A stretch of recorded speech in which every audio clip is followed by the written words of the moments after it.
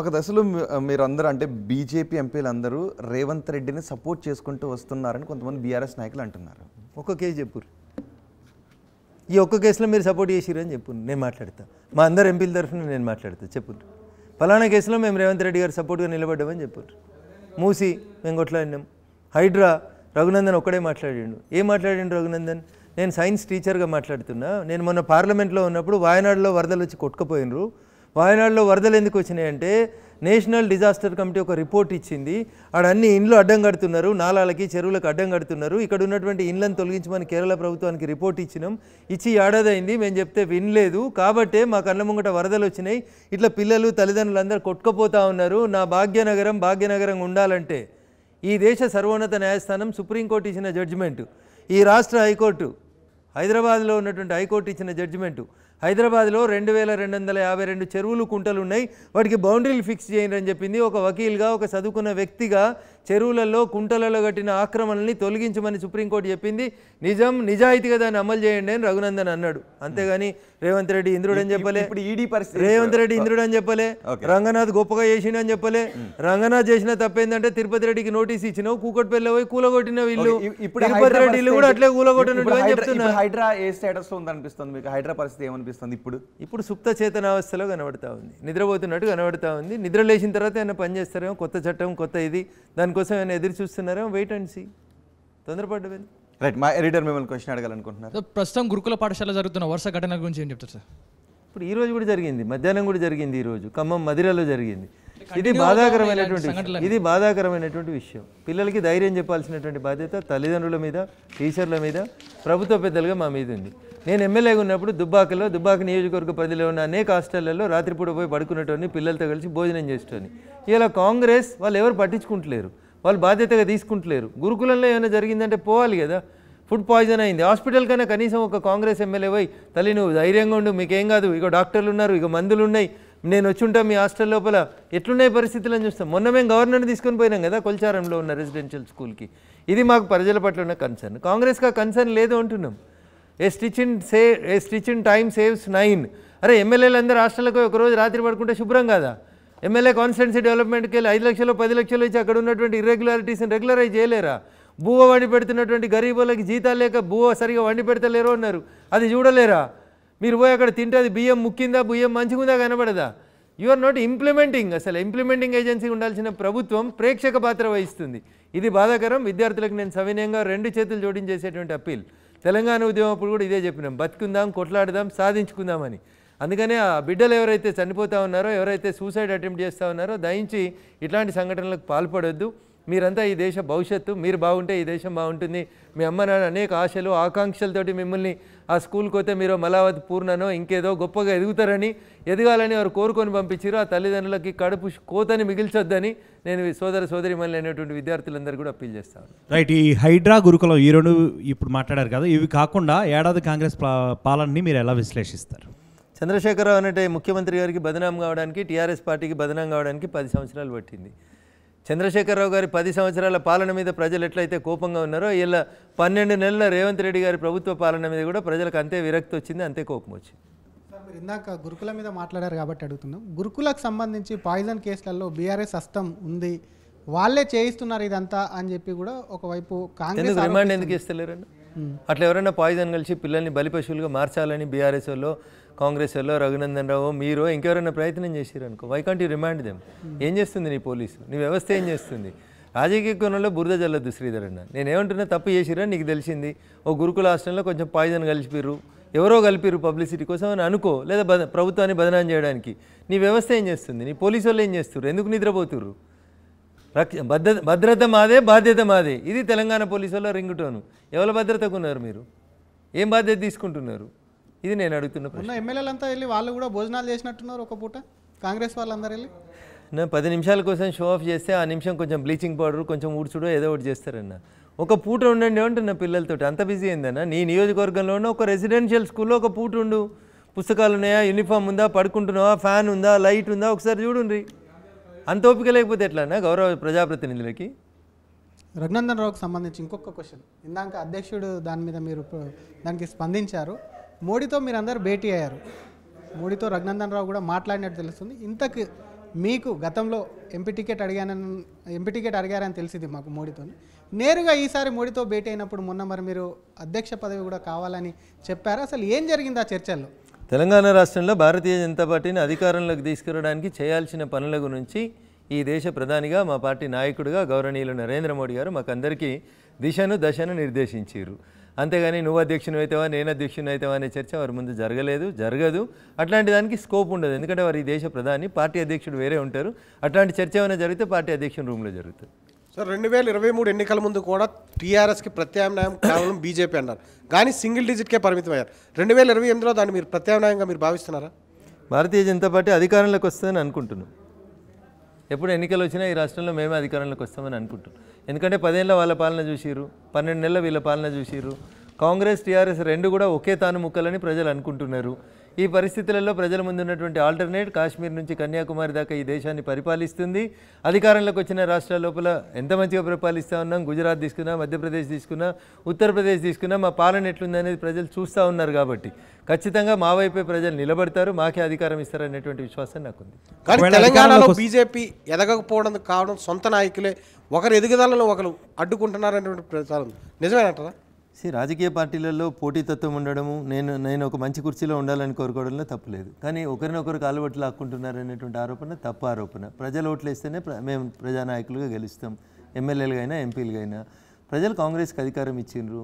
వాళ్ళు మిజరబుల్గా ఫెయిల్ అయినరు. 12 నెలలలోనే 10 ఏళ్ళ టీఆర్ఎస్ ఎంత బదనామైందో కాంగ్రెస్ పార్టీ అంత బదనామైంది.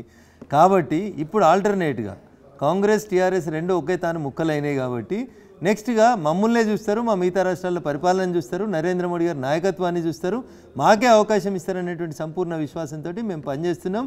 ఆ దిశగా అడుగులు ఎట్లా వేయాలో మాకు గౌరవ ప్రధాని నరేంద్ర మోడీ గారు డైరెక్షన్స్ ఇచ్చారు. కానీ మీ పార్టీలోనే 8 మంది ఎంపీలు చూసుకుంటే ఒక్కొక్కరు సీనియర్ నాయకులు, ప్రతి ఒక్కరు తామే నెక్స్ట్ అధ్యక్షుడు అంటున్నారు. సో అడగడంలో తప్పేం లేదన్న, కానీ ఆవిడ ఒకరే అవుతారు అధ్యక్షుడు ఎవరైతే అధ్యక్షుడి నాయకత్వంలో మిగతా అందరం పనిచేస్తాం. మేము మిగతా పార్టీలకు కాదు, అందరం కలిసే ఉన్నాం, కలిసే పనిచేస్తాం. యూనిటీగానే ఉంది పార్టీ మొత్తం. మీ పార్టీ అధ్యక్షుడు ఎల్పీ మీటింగ్ పెడితే ప్రతి ఒక్కరు హాజరవ్వట్లేదు కదా, కిషన్ రెడ్డి గారు పార్టీ అధ్యక్షుడు. మీరు అడిగిన ప్రశ్న తప్పన్నా. ఎల్పీ వేరు, ఎల్పీలో మెంబర్ ఆఫ్ లెజిస్లేటివ్ అసెంబ్లీలు పోతారు. పార్టీ అధ్యక్షుడు పిలిచినప్పుడు అందరం పోతాం. సో అందుబాటులో ఉన్న వాళ్ళు అందరం పోతాం ప్రతి మీటింగ్ కూడా. అట్లాంటి ప్రధానమంత్రి గారితో జరిగిన మీటింగ్ కూడా మహేశ్వర్ రెడ్డి గారు రాలేదు, ఫ్లోర్ లీడర్. ఎందుకు రాలేదంటే వారి కూతురు పెళ్లి కోసమని వారు విదేశాల్లో ఉన్నారు. మీరు దాన్ని కూడా కోడిగుడ్డు మీద ఈకలు బిక్తే ఎట్లా అన్న? అందుబాటులో ఉన్న అందరం ప్రతి మీటింగ్కి పోతాం, అందరం ఒకరినొకరు గౌరవించుకుంటాం. రఘునందన్ రావు గారు, వచ్చే ఎన్నికల్లో అధికారంలోకి వస్తామని మీరు ధీమా వ్యక్తం చేస్తున్నారు. మొన్న బీసీ సీఎంను కూడా ప్రకటించారు, బీసీ అభ్యర్థిని పెడతామని. వచ్చే ఎన్నికల్లో గిట్ట బీజేపీ అధికారంలోకి వస్తే రఘునందన్ రావును సీఎంగా చూడొచ్చా, లేదంటే బీసీ అభ్యర్థిని పెట్టే అవకాశం ఉందా?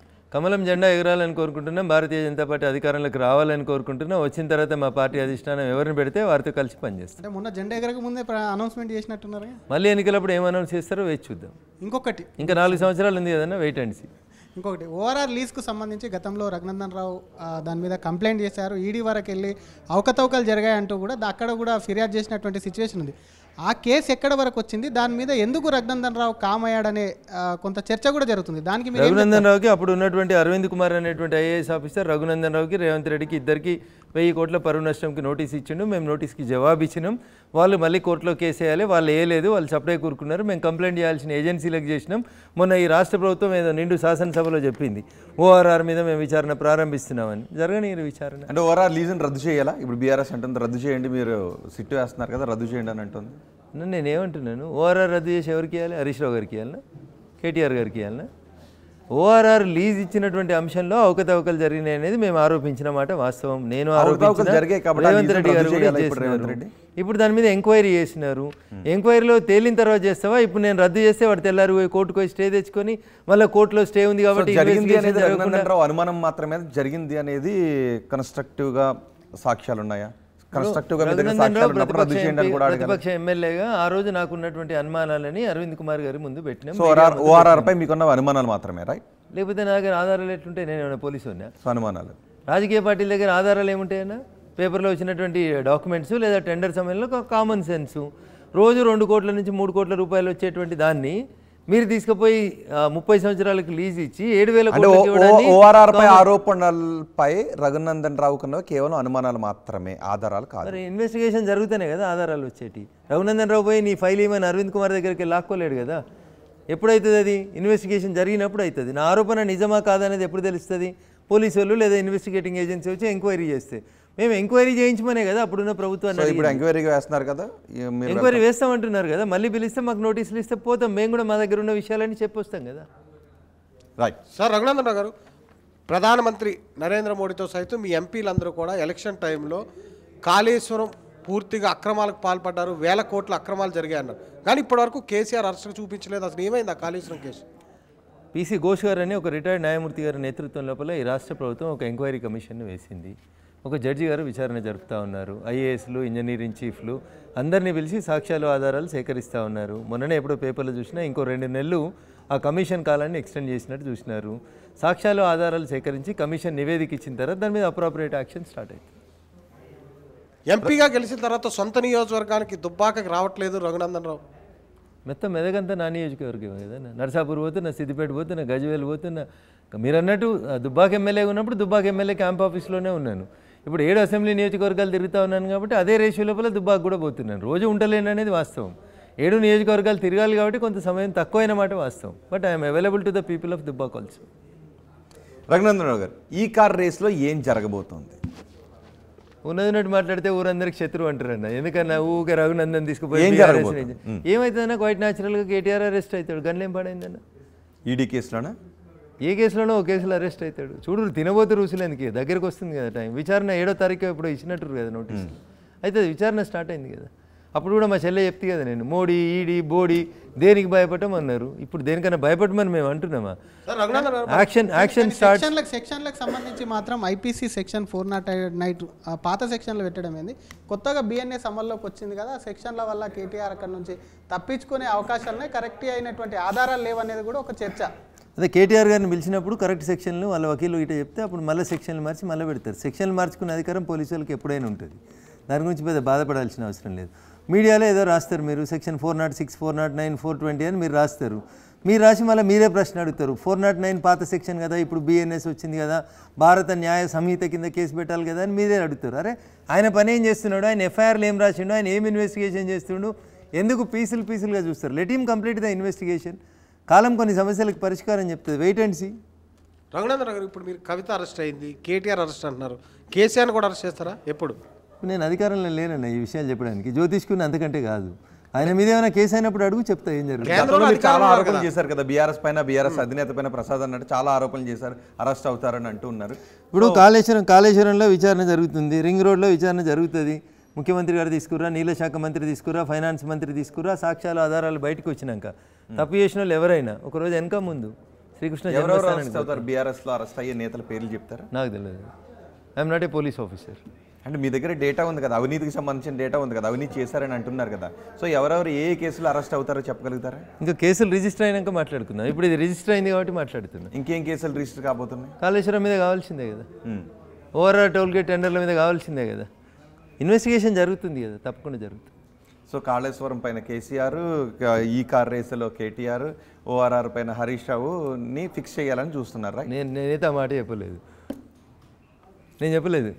సార్ మీ పార్టీ ఎమ్మెల్యే రాజాసింగ్ పార్టీ దూరం పెట్టిందా లేదా ఆయనే దూరంగా ఉంటాడు? ఎందుకు ఈ మధ్య రాజాసింగ్ పార్టీ వ్యవహారాల్లో కనిపించడం? రాజాసింగ్ గారు ప్రధానమంత్రి గారిని కలిసినప్పుడు వచ్చారు. రోజు పొద్దులైతే గోషామాల్ కాన్స్టిట్యున్సీలో తిరుగుతున్నారు.